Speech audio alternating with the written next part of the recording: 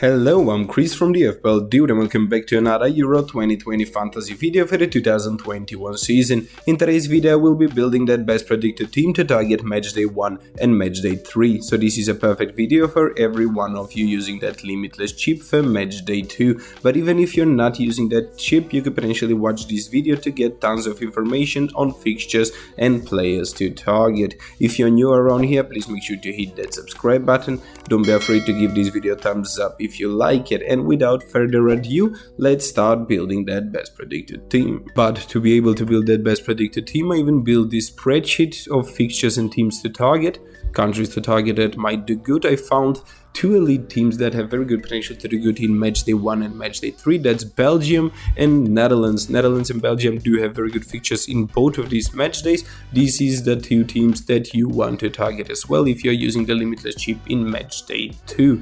I do believe that they are going to do very good, and I'm going to target 3 players from Belgium, 3 players from Netherlands, and I'm pretty much going to build my team around it. But to start, now I will start with Denmark against Finland. I will bring in 2 Danish players.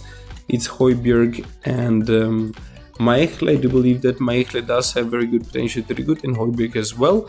Both of them are very cheap. Meichel does cost 4.5 million and does seem to be one of those cheapest starting defenders. Now many players even want to go for Kjær, 25%, only 4% for Meichel, as many are afraid that Meichel is not going to be a starter as he's missed one of those friendlies.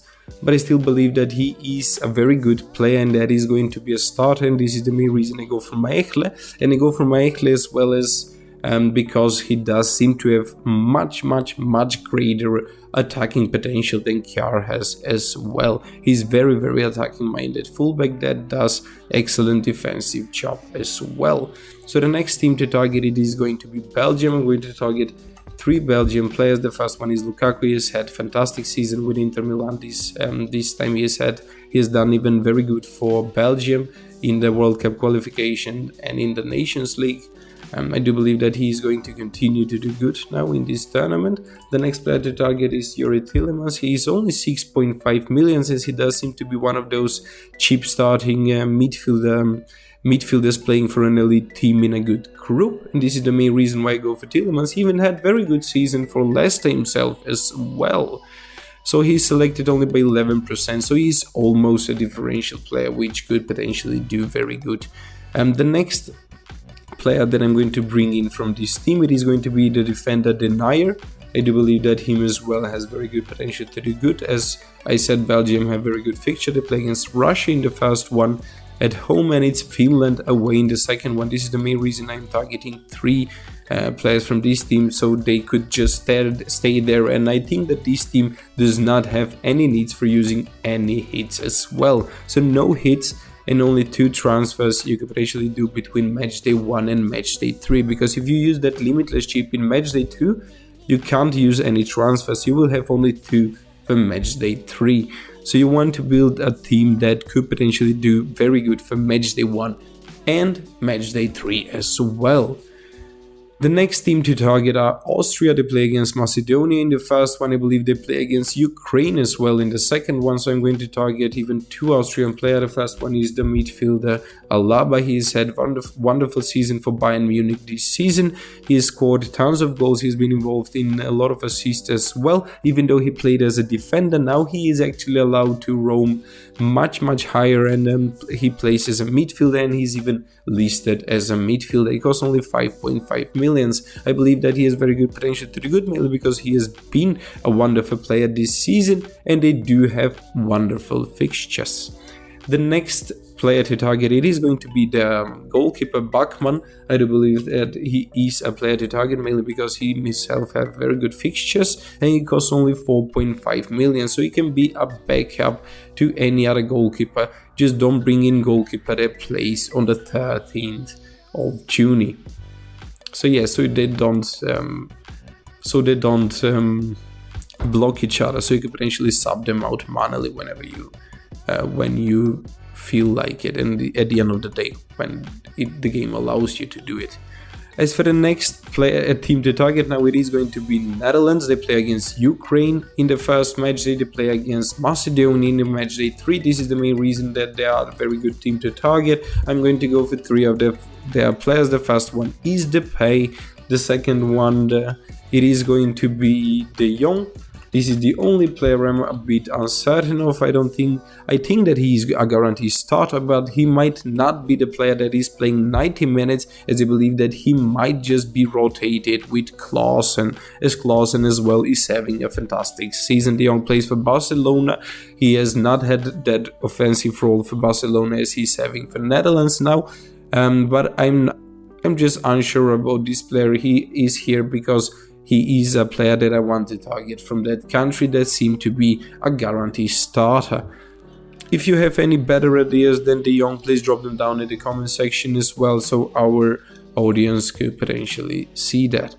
Netherlands plays against Ukraine, as I've already mentioned. The last player that I'm going to bring in from Netherlands is Windel. He costs only 4.5 million. He has been very good fullback for us this season. He has been very good for Netherlands as well. This is the main reason that you should potentially go for him. He's having a wonderful matchday 1 and wonderful matchday 3. Let's not forget that. And he costs only 4.5 million, and he plays for an elite team. So guys, the next team that I'm going to target is Poland. I'm going to target only one of their defenders, and I'm going to target Polish defender. I'm not sure what he's actually called because he does have very hard name to pronounce. Is Pochak. This guy, 4 million, 1% selected. I don't know why should people go for Benrek, because more than Pochak. And Benrek is a center back, while Puščák is a fullback. So Puščák could potentially earn you a goal or an assist, as I do believe that he might have a bit of more advanced role playing for Poland now, because they do have very good fixtures. Poland plays against Slovakia in the first one, and I believe Poland even plays... who do Poland play in matchday 3 now?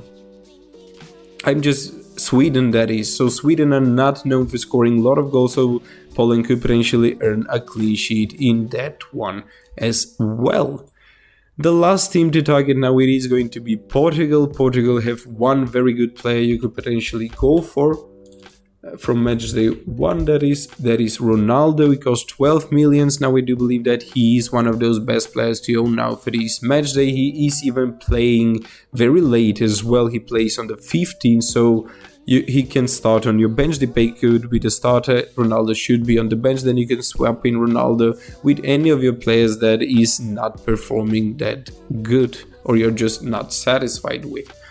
So Ronaldo should potentially be changed out then after matchday 2, that is, if you're using that limitless chip for matchday 2, to somebody else, because they are having a terrible fixture in matchday 3 with Portugal. I believe they play against France or something similar. Yeah, it's France. So guys, now to be able to complete this team, I'm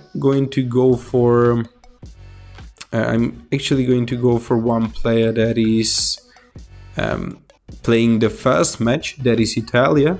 They have very good matchday 3 fixtures where they play against Wales. So I'm going to target 2 Italian players. To be honest, now they play in the first day, they play on 11 June for the first matchday. So if they don't do good, they are very easily replaced with somebody else playing some other day in the same matchday. And for matchday 3, they play against Wales, as I already mentioned, so this could potentially be a very good team to target. I'm going to go for one of their midfielders. I'm going to go for Insigne, as I do believe that he has had wonderful season. If you want to go for Chiesa or Berardi, do that. That's up to you. But I'm just afraid that they are going to rotate each other. What I do believe that Insigne is a guaranteed starter, as he has been the best player out of these 3 this season, and he has done very good for Italy as well, that is. So you could potentially go for Insigne. The next player that I'm going to target from this team is Donnarumma. So I'm going to start it with Donnarumma. If Donnarumma does not perform well against Turkey, then I have this Austrian guy playing Macedonia. If Donnarumma does not do good against Wales, then who do I have? I have this Austrian guy playing against Ukraine. So I do have a starter and a backup. I do have starters and backup. As for the last player that I'm going to bring in to this team now, he's going to be Jordi Alba. They play against Sweden in the first match day. This is where I do believe that they do have very good clean sheet potential. They might not be able to score tons of goals as Sweden are very good defensively, but I'm still believe that they have very good potential to keep it clean. And for the match day 3, Spain plays against Slovakia as well. This is where I do believe that they do have very good clean sheet and attacking potential. So with this team you will actually have a lot of flexibility. You will start the captaincy with Insigne, then you can potentially move it to Depay or Lukaku, and if none of them does good, you can potentially move that captaincy band to Ronaldo. This is a crazy thing to do, something that is not being featured in the FPL. It is going to be a big features now for the Euro 2020 fantasy. Now if you change that captaincy band around, you will be able to get that best possible captain, but not just for the captaincy. You will have very strong starting 11 that if they do not perform good, you will even have very good strong bench to get in and replace them. You do not have the need to take any hits between the group stages. The only thing that you would need to do to be able to do very good is use this team and the limitless chip for Matchday 2. If you thought this video was of any help, then please do give it thumbs up and don't forget to subscribe if that is something you have not done already. Thank you for watching and see you next time.